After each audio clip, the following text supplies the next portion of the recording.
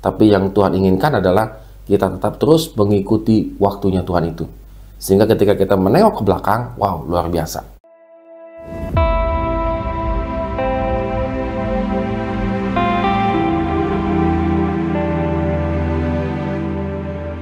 Salam sahabat, Pendeta Fabio di sini, dan kita akan kembali lagi melanjutkan renungan kita di Pengkhotbah pasal 3. Tetap semangat membaca dan merenungkan firman Tuhan. Nah, Pengkhotbah pasal 3 sudah sangat terkenal dan kita sudah tahu isinya gitu ya kira-kira. Tapi setidaknya mari kita kembali renungkan ke Pengkhotbah pasal 3 ini. Headline utamanya jelas sekali bahwa untuk segala sesuatu ada waktunya, ada masanya.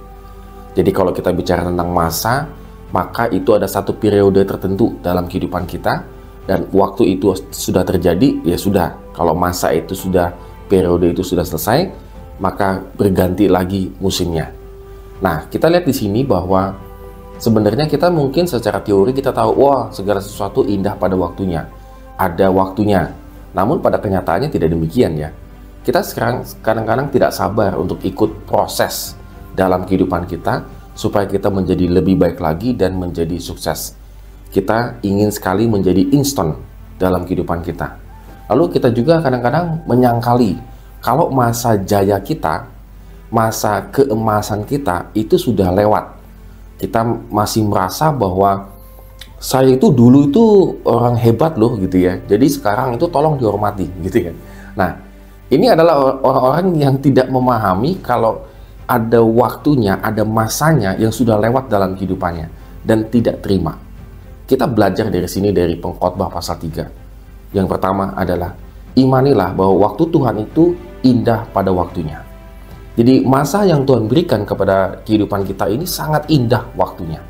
Jadi jangan sampai kita tidak memakainya, tidak memanfaatkannya sebesar-besarnya. Ada satu periode masa dalam kehidupan kita, memang itu adalah masa-masa yang bukan indah, pengertian kita itu selalu indah, tidak pernah maksud, tidak.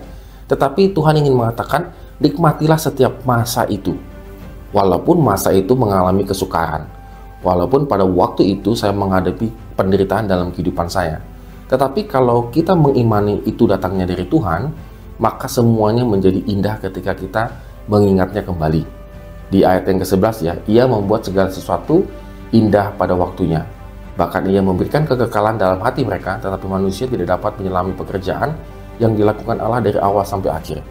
Jadi kalau kita boleh bilang, seandainya saya 10 tahun yang lalu masih hidup dalam keadaan sangat di bawah begitu ya, lalu saya setia mengikuti proses Tuhan dalam kehidupan saya, maka 10 tahun kemudian Tuhan mengangkat saya lebih tinggi.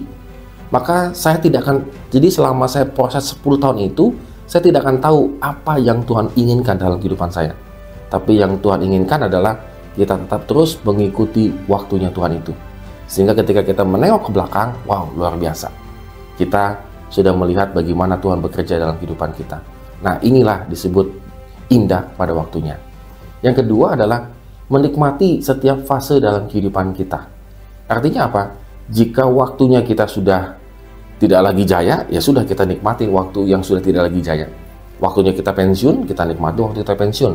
Waktunya kita produktif, kita nikmati saja. Di ayat yang ke-12 dan 13 mengatakan demikian. Aku tahu bahwa untuk mereka, tak ada yang lebih baik daripada bersuka-suka dan menikmati kesenangan dalam hidup mereka. Dan bahwa setiap orang dapat makan, minum, dan menikmati kesenangan dalam segala jerih payahnya, itu juga adalah pemberian Allah. Jadi kita harus mengingat ya, bahwa ini semua adalah pemberian Tuhan. Jadi jangan sampai ketika kita masuk ke dalam fase tertentu, masa tertentu, kita tidak menikmati. Oleh karena itu, Good Readers pada hari ini, mari kita renungkan kembali ya sahabat. Saya saat ini masuk ke fase yang mana nih? Masa yang seperti apa nih? Lalu kita sadari bahwa ini adalah yang Tuhan berikan dalam kehidupan saya.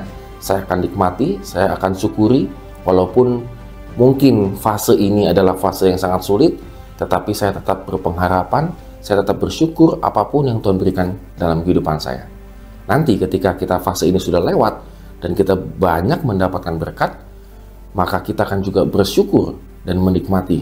Karena ini semua adalah pemberian dari Tuhan. Amin. Kiranya Tuhan memberkati kehidupan kita hari ini.